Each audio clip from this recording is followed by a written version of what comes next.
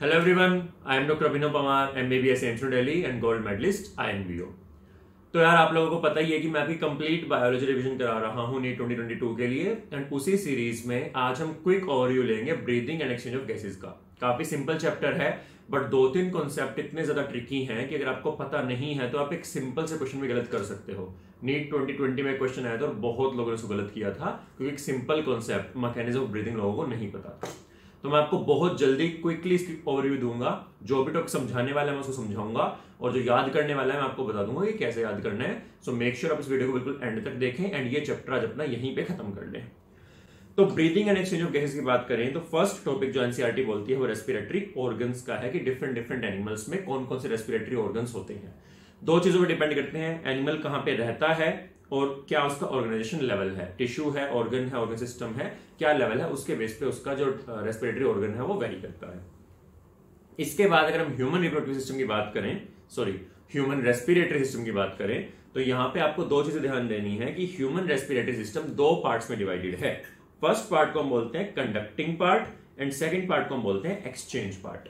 तो आपका जो कंडक्टिंग पार्ट है वो स्टार्ट होता है आपके नोस्ट्रिल से और वह रहता है ब्रोंकियोल्स तक। सो नोस्ट्रिल, नेजल कैविटी, आपका फेरिंग्स, देन आपका ट्रेकिया के बाद आपके left and right primary bronchi, फिर secondary and tertiary bronchi and then bronchioles. ये सारा है आपका कंडक्टिंग पार्ट एंड उसके आगे टर्मिनल ब्रोंकियोल्स भी आपका कंडक्टिंग पार्ट में ही आता है एंड उसके आगे सिर्फ और सिर्फ एल्वियोलाई एंड कुछ बुक्स में लिखा होता है रेस्पिरेटरी ब्रोंकियोल्स। तो ये दो चीजें हैं जो आपके एक्सचेंज पार्ट में आते हैं बट एनसीईआरटी के अकॉर्डिंग आपने सिर्फ एल्वियोलाई को एक्सचेंज पार्ट में कंसिडर करना है। नोस्ट्रिल से लेकर टर्मिनल ब्रोंकियोल तक आपका कंडक्टिंग पार्ट है। कंडक्टिंग पार्ट का क्या काम है? फॉरेन पार्टिकल को क्लीन करेगा, एयर को ह्यूमिडिफाई करेगा, टेम्परेचर बॉडी टेम्परेचर लेके आएगा। डिफ्यूजन पार्ट में एक्चुअल डिफ्यूजन होती है। कंडक्टिंग पार्ट के बारे में एक क्वेश्चन आता है कार्टिलेजिनस रिंग्स के बारे में, तो इनकम्प्लीट कार्टिलेजिनस रिंग्स होते हैं, ये आपने वर्ड याद रखना है। अब अगर हम बात करें मैकेनिज्म ऑफ ब्रीदिंग, एक कॉन्सेप्चुअल टॉपिक है और इस टॉपिक से बहुत बार क्वेश्चन है, बिल्कुल सिंपल क्वेश्चन है। अगर आपको टॉपिक क्लियर है तो यहां पे आपने ध्यान रखना है कि हम यहां पे यूज करते हैं बॉयल्स लॉ। तो बॉयल्स लॉ बोलता है कि प्रेशर इनवर्सली प्रोपोर्शनल है वॉल्यूम के अगर आप अमाउंट ऑफ गैस या मोल्स ऑफ गैस को कांस्टेंट कर दो। तो हम इस एक लॉ के बेस पे हम अपना पूरा मैकेनिज्म ऑफ ब्रीदिंग करते हैं। तो अगर हम बात करें इंस्पिरेशन की, इंस्पिरेशन एक एक्टिव प्रोसेस है। बायोलॉजी में एक्टिव का मतलब है जिसमें भी एनर्जी यूज हो। तो मसल कॉन्ट्रैक्शन में मैंने आपको बताया था, मैंने वीडियो डाली हुई देख लेना कि मसल कॉन्ट्रैक्शन एक्टिव प्रोसेस है। मसल कॉन्ट्रैक्ट करते हैं तो एटीपी यूज होती है। क्योंकि इंस्पिरेशन में मसल कॉन्ट्रैक्ट कर रहे हैं तो ये एक एक्टिव प्रोसेस है। कौन कौन से क्या कहते हैं आपके मसल कॉन्ट्रैक्ट कर रहे हैं? दो मेन मसल याद रखने हैं, diaphragm and external intercostal muscles. External intercostal muscles. Diaphragm क्या होता है? डायफ्राम एक ऐसा डोम शेप ऑर्गन है, डोम शेप मसल है जो आपके थोरैसिक और एब्डोमिनल कैविटी को सेपरेट करता है। तो जब डायफ्राम रेस्टिंग सेट पे वैसा डोम शेप होता है, अगर मैं शेप दिखाऊं वैसा डोम शेप है और जब ये कॉन्ट्रैक्ट करेगा तो ये नीचे की तरफ जाएगा। जब ये नीचे जाता है फ्लैट हो जाता है। तो आप इमेजिन कर सकते हैं कि अगर मैं आपको चेस्ट वॉल दिखा रहा हूं, अगर मैं आपको एक नॉर्मल चेस्ट वॉल दिखाऊं तो अगर चेस्ट वॉल में, एक सेकेंड थोड़ा क्लियर हो रहे हैं नोट्स, अगर चेस्ट वॉल में डायफ्राम नीचे चला जाए, नीचे जाके अगर ये फ्लैट इस तरीके से हो जाएगा, आप इमेजिन कर सकते हैं कितनी ज्यादा वॉल्यूम बढ़ जाएगी। वॉल्यूम बढ़ रही है ना, ओवर आप डायमेंशन देखो। सिमिलरली आपके कुछ मसल्स होते हैं जिनको हम बोलते हैं इंटरकोस्टल मसल। वर्ड तोड़ो, इंटर का मतलब होता है बिटवीन एंड कोस्टल का मतलब है रिब। तो ऐसे मसल जो रिब्स के बीच में हो, तो ऐसे दो रिब्स के बीच में मसल्स, इनको हम इंटरकोस्टल मसल्स बोलते हैं। नीचे वाले डायग्राम में आपको क्लियरली दिखेंगे, ये है इंटरकोस्टल मसल्स जो ऐसे रिब्स के बीच में होते हैं। तो ये जब कॉन्ट्रैक्ट करते हैं तो ये रिब केज को ऊपर की तरफ उठाते हैं। तो अब इमेजिन करो मसल्स रिब केज को बाहर की तरफ, ऊपर की तरफ उठा रहे हैं, तो रिब केज ऐसे बाहर आ जाएगा और इधर से बाहर आ जाएगा। तो ये एक्स्ट्रा वॉल्यूम बढ़ गई। अब अगर वॉल्यूम बढ़ रही है, बॉयल्स लॉ बोलता है प्रेशर कम होगा। जैसे ही ये प्रेशर एटमॉस्फेरिक प्रेशर के कम हो जाए, एटमॉस्फेरिक प्रेशर के नीचे आ जाएगा, आपका इंस्पिरेशन स्टार्ट हो जाएगी। क्यों? क्योंकि आपको पता है एयर मूव करती है from high pressure to low pressure. तो जैसे आपकी वॉल्यूम हाई हुई, वॉल्यूम हाई होते ही प्रेशर कम हुआ, प्रेशर जैसे एटमॉस्फेरिक प्रेशर के नीचे जाएगा, आपकी एटमॉस्फेयर से एयर लंग्स में आना शुरू कर देगी जब तक कब तक आएगी एयर, मुझे नीचे कमेंट सेक्शन में बताओ। इंस्पिरेशन कब तक चलेगा? अगर हम प्रेशर की टर्म्स में बात कर रहे हैं, प्रेशर ग्रेडियंट की टर्म्स में बात कर रहे हैं, तो इंस्पिरेशन कब जाके एंड होगा, मुझे कमेंट सेक्शन में बताओ। तो यही एनसीईआरटी डायग्राम में दिखाया हुआ है। वॉल्यूम बढ़ी है, वॉल्यूम बढ़ने से प्रेशर बढ़ रहा है, प्रेशर कम हो रहा है, प्रेशर कम होने से बाहर की एयर अंदर आ रही है। एक्सपिरेशन बिल्कुल उल्टा होता है। एक्सपिरेशन में क्या है, रिब्स एंड स्टर्नम अपनी ओरिजिनल पोजीशन पे आ जाएंगे। क्यों? क्योंकि इंटरकोस्टल मसल रिलैक्स कर गए हैं। सिमिलरली डायफ्राम रिलैक्स करेगा, वो भी अपनी ओरिजिनल पोजीशन पे आ जाएगा। तो अब क्या हुआ, वॉल्यूम हो गई है कम, अब प्रेशर बढ़ जाएगा। लेकिन यहां पे अब एक और केमिस्ट्री का लॉ काम कर रहा है।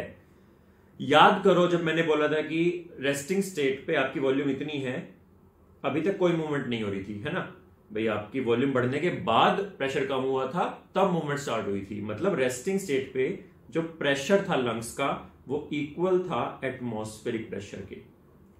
अब जब रेस्टिंग स्टेट पे वापस आ गई है बॉडी, रेस्टिंग स्टेट पे लंग्स वापस आ गए हैं, अब मैं बोल रहा हूं कि ये प्रेशर एटमॉस्फेरिक प्रेशर से ज्यादा हो जाएगा। ऐसा क्यों? वॉल्यूम तो सेम हो गई, वॉल्यूम जितनी पहले थी रिलैक्सेशन के बाद वॉल्यूम उतनी ही हो गई है। तो अब प्रेशर ज्यादा कैसे हो रहा है? हमें इतना पता है कि प्रेशर ज्यादा होता है तभी जो अंदर की एयर है वो बाहर निकल पाती होगी। एयर हमेशा हाई प्रेशर से लो प्रेशर ही जाएगी। प्रेशर ज्यादा हो जाता है उसके बाद ही एयर बाहर निकलती है। मेरा क्वेश्चन आप लोगों से, प्रेशर ज्यादा कहां से हो गया? अगर वॉल्यूम मैंने बिल्कुल पिछले जितनी कर दी है, पहले सेम वॉल्यूम पे प्रेशर एटमॉस्फेयर के बराबर था, अब सेम वॉल्यूम में प्रेशर ज्यादा है, तो ये हाई प्रेशर कहां से आया मुझे जानना है। नीचे कमेंट सेक्शन में प्लीज आंसर कीजिएगा। अगर आपको ये क्लियर हो गया ना, इसका मतलब कि केमिस्ट्री का जो वॉल्यूम वाला चैप्टर है, गैसेस वाला, वो भी बहुत अच्छे से क्लियर है। फिर एनसीईआरटी बोलती है इंस्पिरेशन एक्सपिरेशन की जो स्ट्रेंथ है, आप एडिशनल मसल्स को यूज करके उसको बढ़ा सकते हैं। नॉर्मल फिर कुछ फैक्ट दिया हुआ है कि normal breathing rate is 12 to 16 पर मिनट। फिर एक नेक्स्ट टॉपिक आता है respiratory volumes and capacities. Volume and capacity वाला टॉपिक बहुत इंपॉर्टेंट है, क्वेश्चन इससे बहुत बार आए हुए हैं। वॉल्यूम होती है जिसको आप डायरेक्टली मेजर कर लेते हो स्पायरोमीटर के साथ। स्पायरोमीटर एक इंस्ट्रूमेंट है जिसके साथ आप इसको मेजर कर लेते हो। एंड कैपेसिटी आप उसको डिराइव करते हो वॉल्यूम्स को यूज करके। तो क्या होता है स्पायरोमीटर? एक्चुअली एक ऐसा ड्रम होता है, ड्रम लगातार घूम रहा है और उस पर एक पेन अटैच्ड है, एक पेन अटैच है, और इस पेन से एक ट्यूब अटैच होती है। वो ट्यूब एक कोई जो सब्जेक्ट है वो अपने माउथ में इंसर्ट करता है, तो उसके माउथ में वो ट्यूब इंसर्ट होगी। अब ये जब भी इनहेल या एक्सहेल करेगा तो जो एयर है वो स्पायरोमीटर के थ्रू मूव होगी, और इसकी एयर इनहेल होने से पेन ऊपर जाएगा, एयर एक्सहेल होने से पेन नीचे जाएगा। तो अब क्या हो रहा है कि ये पेन जैसे पेपर पे ऊपर नीचे मार्क बना रहा है। अब क्या करें, हम इस ड्रम को घुमाना स्टार्ट करते हैं। तो अब ये ड्रम घूम रहा है, तो पेन जब ऊपर जाता है, ड्रम घूमने की वजह से वो ऐसे ऐसे ऐसे मार्क्स बनने शुरू कर देता है, क्योंकि ड्रम घूम रहा है, पेपर घूम रहा है। तो इसी मशीन को हम स्पायरोमीटर बोलते हैं। और स्पायरोमेट्री के बाद आपको इस तरीके का एक चार्ट मिलता है। तो ये चार्ट दिया हुआ मैंने, इसका पहले आप स्क्रीनशॉट ले लो, वो काफी क्लियरली समझ में आ जाएगा। तो फिर ये चार्ट दिखाऊं मैं आपको। नॉर्मल ब्रीदिंग में पहले एक्सपायर इंस्पायर, एक्सपायर इंस्पायर, ये नॉर्मल ब्रीदिंग चल रही है। अगर मैं इसकी वॉल्यूम देखता हूं, वो होती है अराउंड 500 ml, जिसको हम बोलते हैं टाइडल वॉल्यूम। अब मेरे साथ साथ करके देखो, पहले नॉर्मल वॉल्यूम लो, नॉर्मल ब्रेथ लो, एक नॉर्मल ब्रीदिंग लेते लेते एकदम पूरे जोर से जितनी ज्यादा ब्रेथ ले सकते हो अंदर, जितना ज्यादा इंस्पायर कर सकते हो करो।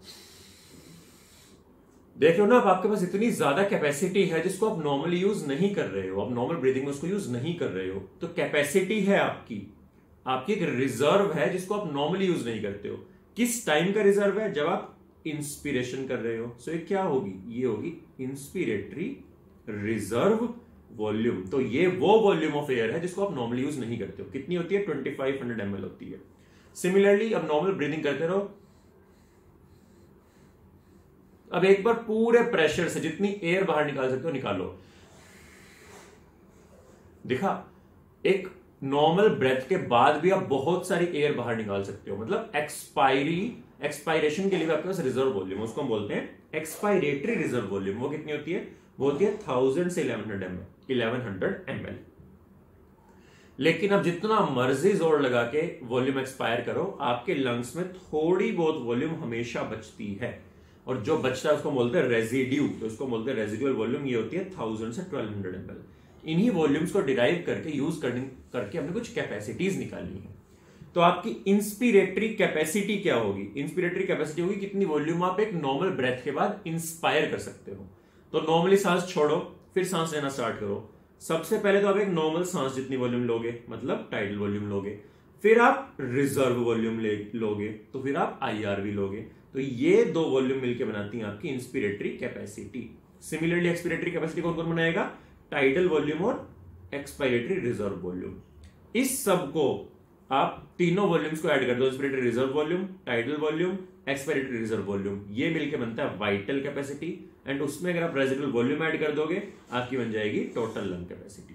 तो इनकी वॉल्यूम कितनी है? वाइटल कैपेसिटी 4500 है, TLC 6000 है। ये सारी वॉल्यूम आप याद रखोगे तो नीट में आप काफी इजीली क्वेश्चन कर लोगे। Next topic exchange of gases. Exchange of gases में आपको ध्यान रखना है कि जो मूवमेंट है वो डिफ्यूजन है, सिंपल मूवमेंट हो रही है। किस किस फैक्टर पर डिपेंड करती है? सबसे इंपॉर्टेंट फैक्टर है प्रेशर या कॉन्सेंट्रेशन ग्रेडियंट, कि जितना ज्यादा ग्रेडियंट होगा, जितना डिफरेंस होगा कि एक जगह 100 एक जगह 10 है, बहुत जल्दी मूवमेंट होगी।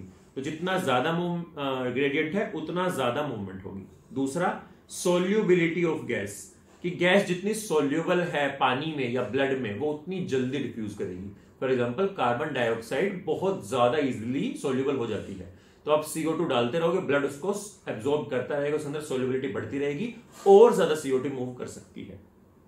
और तीसरा, जो मेम्ब्रेन गैस को और ब्लड को सेपरेट कर रही है वो जितनी थिन होगी डिफ्यूजन उतना फास्ट होगा, जितनी थिक होगी डिफ्यूजन उतना स्लो होगा। ग्रेडियंट ये देखो, टेबल NCERT की है, NCERT ने दिया हुआ है, इसको बहुत अच्छे से याद रखना, आपको सारी वैल्यूज याद होनी चाहिए। मैंने आपको पिछली वीडियो में एक वीडियो बनाई हुई है ऑक्सीजन ट्रांसपोर्ट की, प्लीज देखना जाके, बहुत अच्छे समझाया मैंने। वहां मैंने आपको बताया था कि 159 mmHg होता है एयर में पार्शियल प्रेशर O2 का। तो अब क्या होगा, जब ये एयर आपके लंग्स में जाएगी, लंग्स में आ रहा है डीऑक्सीजनेटेड ब्लड, लंग्स में आ रहा है डीऑक्सीजनेटेड ब्लड। तो अब ये जो ऑक्सीजन रिच एयर आई है इसमें ऑक्सीजन ब्लड में जाना शुरू करेगी। तो डीऑक्सीजनेटेड ब्लड, जो ब्लड लंग्स के पास आ रहा है राइट वेंट्रिकल से, कितना पार्शियल प्रेशर है उसका पार्शियल प्रेशर है 40 millimetre of mercury. So 40 millimetre Hg का ब्लड आया, और जो एयर आई थी बाहर से कितनी थी? 159। तो ग्रेडियंट बहुत ज्यादा है, तो मूवमेंट होनी स्टार्ट होगी, मूवमेंट हो रही है। मूवमेंट होते होते यहां O2 कम होती चली जाएगी, यहां O2 बढ़ती चली जाएगी। तो ब्लड के बाहर निकलने तक ब्लड के अंदर कितना हो जाता है पार्शियल प्रेशर? 95 mmHg हो जाता है, यानी कि 45 बढ़ गया है, 40 से 95 हो गया ना, 45 का इंक्रीज हुआ है। ये 45 कहां से आया है? ये एटमॉस्फेरिक एयर से तो है। तो 159 में से 45 निकाल दो, क्योंकि वो चला गया ब्लड में, कितना बचा? 104 बचा। तो ये 104 कहां से आया है? ये यहां से आया है, याद रखना है। इसका जो 45 कम हुआ है वो 45 यहां बढ़ गया है। अब ये ब्लड जाएगा टिश्यू के पास, टिश्यू में पार्शियल प्रेशर है 40 मिलीमीटर्स का, तो ऑक्सीजन दोबारा से 95 से 40 की हाई से लो जाती है, तो ब्लड डीऑक्सीजनेट हो जाएगा, उसके अंदर दोबारा से जो ऑक्सीजन है वो दोबारा से 40 हो गई, तो फिर लंग्स के पास एक साइकिल चलती रहेगी। सिमिलरली CO2 के साथ उल्टा होता है, टिश्यू से 45 से 40 मूवमेंट बड़ी इजीली हो जाएगी, फिर ब्लड में बढ़ के पहुंच गया 45, अभी जाएगा एल्वेलाई के पास, एल्वेलाई में फिर 40 है, मूवमेंट फिर से हो जाएगी हाई से low. My question to you is, comment section में बताना कि ऑक्सीजन का जो ग्रेडियंट है बहुत ज्यादा है, यहां देखो कितना ज्यादा ग्रेडियंट है, कितना ज्यादा ग्रेडियंट है। CO2 ग्रेडियंट बहुत ही कम है। स्टिल रेट जो होता है ना कि मूवमेंट का रेट वो इक्वल होता है, बिल्कुल इक्वल होता है। तो माय क्वेश्चन इज कैसे? हमने ऊपर पढ़ा कि जितना कंसंट्रेशन ग्रेडियंट ज्यादा होगा डिफ्यूजन उतनी फास्ट होती है। तो अगर O2 का ग्रेडियंट बहुत ज्यादा है तो डिफ्यूजन इक्वल कैसे है O2 और CO2 की? वीडियो पर ध्यान से देखोगे ना आंसर कर पाओगे, क्योंकि मैंने ये चीज पहले ही बता दी है। चलो, O2 ट्रांसपोर्ट बहुत अच्छे से एक्सप्लेन कर चुका हूं मैं, वीडियो पर लिंक करा दूंगा, जाके देखो। पूरा ऑक्सीजन डिसोसिएशन कर्व मैंने बहुत अच्छे से समझाया आपको, बहुत ही प्यार से, मजा आ जाएगा आपको। और ये क्वेश्चन मैंने आपसे पूछा था और मैंने आपको बताया था कि कमेंट सेक्शन में बहुत लोगों ने रिप्लाई करने की ट्राई की थी, कुछ ही लोग सही से आंसर कर पाए हैं। मैंने बोला था कि थोड़ा ट्रिकी है इसलिए मैं वीडियो में एक्सप्लेन करूंगा, तो मैं यहां एक्सप्लेन कर देता हूं। मेरा क्वेश्चन था कि एनसीईआरटी लाइन बोलते हैं कि each 100 ml of oxygenated blood delivers around 5 ml of oxygen. मेरा क्वेश्चन था टोटल ऑक्सीजन कितनी होती है, और मैंने आपको आंसर बता दिया था कि 20 ml होती है। मैंने पूछा था 20 ml कहां से आया, तो ये एक्चुअली यहां से आया है। आपको पता है कि जो ब्लड टिश्यू के पास आ रहा है उसको हम बोलते हैं ऑक्सीजनेटेड ब्लड। ऑक्सीजनेटेड ब्लड में PO2 कितना है? 95 मिलीमीटर मरकरी है। अगर आप देखोगे ऑक्सीजन डिसोसिएशन कर्व में 95 मिलीमीटर मरकरी पे परसेंटेज सैचुरेशन होती है 100%। अब क्या होगा टिश्यू में, क्योंकि ऑक्सीजन कम है, कितनी है? 40 मिलीमीटर मरकरी है। ब्लड में ज्यादा है, कितनी है? 95 है। तो मूवमेंट होनी स्टार्ट होगी। मूवमेंट होने के बाद ब्लड जो टिश्यू से जाता है उसको बोलते हैं डीऑक्सीजनेटेड ब्लड, मतलब ऑक्सीजन निकल चुकी है। इसमें PO2 जीरो नहीं है। टेबल में देखो PO2 है 40 मिलीमीटर मरकरी, मतलब अभी भी इसके पास काफी सारी ऑक्सीजन है। और अगर आप ऑक्सीजन डिसोसिएशन कर्व में देखोगे 40 मिलीमीटर प्रेशर पे सैचुरेशन होती है 75%। तो क्या मैं ये बोल सकता हूं कि ब्लड 100% सैचुरेट होकर आया था और 75% सैचुरेट होकर गया है? बिल्कुल बोल सकता हूं। मतलब टिश्यू के पास टोटल का कितना परसेंट गया है? 100 माइनस 75 कितना गया है? 25% गया है। और ये 25 एनसीईआरटी को बताती है कितना है? 5 ml है। टिश्यू कितना डिलीवर किया? 5 ml है। तो अगर 25% 5 ml है, 100% कितना होगा? 20 ml होगा ना। तो यहां से था वो क्वेश्चन। चलो, तो आपको मैंने O2 ट्रांसपोर्ट पढ़ा दिया। CO2 ट्रांसपोर्ट अगर मैं थोड़ा सा क्विक ओवरव्यू दूं, CO2 ट्रांसपोर्ट हीमोग्लोबिन में बहुत कम होता है, सिर्फ 20-25% ही होता है। जो मेजर है वो बाइकार्बोनेट की फॉर्म में होता है। इसका ये डायग्राम ले लो, डायग्राम का स्क्रीनशॉट ले लो, इससे आपको काफी सारा क्लियर हो जाएगा। CO2 टिश्यू से आया प्लाज्मा में। ये RBC में कार्बोनिक एनहाइड्रेज एक एंजाइम है जो CO2 और H2O को मिला के बना देता है H2CO3, और H2CO3 टूटता है H+ और बाइकार्बोनेट आयन में। अब ये बाइकार्बोनेट आयन की फॉर्म में जाएगा लंग्स तक। लंग्स में जाके रिएक्शन उल्टा चलेगा, CO2 दोबारा बनेगी और CO2 बाहर डिफ्यूज होके बॉडी के बाहर निकल जाएगी। तो ये है हमारा बिल्कुल simple CO2 transport. And her 100 ml deoxygenated blood deliver करता है 4 ml of CO2। 5 ml O2 था, 4 ml CO2 है। लास्ट टॉपिक इस चैप्टर का रेगुलेशन ऑफ रेस्पिरेशन। बहुत इंपॉर्टेंट टर्म है कि O2 का कोई खास रोल नहीं है। मतलब आपकी बॉडी में ऑक्सीजन का लेवल गिरता भी चला जाएगा, आपकी बॉडी को पता ही नहीं चलेगा। क्यों? क्योंकि कोई रिसेप्टर ही नहीं है। रिसेप्टर किसके हैं? CO2 के हैं और H+ के हैं। अब रिसेप्टर मेनली होते हैं आपके, अगर मैं आपको रिसेप्टर बताऊं, दो जगह आपको देखना है, तो ब्रेन में और एक आर्टरीज में। अगर मैं ब्रेन की बात बताऊं, ब्रेन में दो सेंटर हैं ब्रेन स्टेम में, पोन्स एंड मेड्यूला। मेड्यूला में दो सेंटर हैं। सबसे जो इंपॉर्टेंट है that is respiratory rhythm centre. ध्यान से सुनना बच्चों, बहुत बार क्वेश्चन है रेगुलेशन से, बिल्कुल ध्यान से सुनो। मेड्यूला में सबसे पहले रेस्पिरेटरी रिदम सेंटर। तो अगर इसको कमांड मिलती है एक और सेंटर से, कौन सा सेंटर है? Chemo sensitive centre. ये भी मेड्यूला में ही है, नाम ही है कीमो, मतलब केमिकल्स। सेंसिटिव मतलब केमिकल्स को सेंस कर रहा है। कौन से केमिकल्स? CO2 and H+। तो अगर आपके ब्लड में CO2 या H+ बढ़ते हैं, या तो CO2 बढ़े या H+ बढ़े, मतलब कार्बन डाइऑक्साइड बॉडी रिटेन कर रही है, बाहर नहीं निकाल पा रही है, तो आपको क्या करना है? इसको बाहर निकालना है। तभी CO2 कम होगी, तभी H+ कम होगा।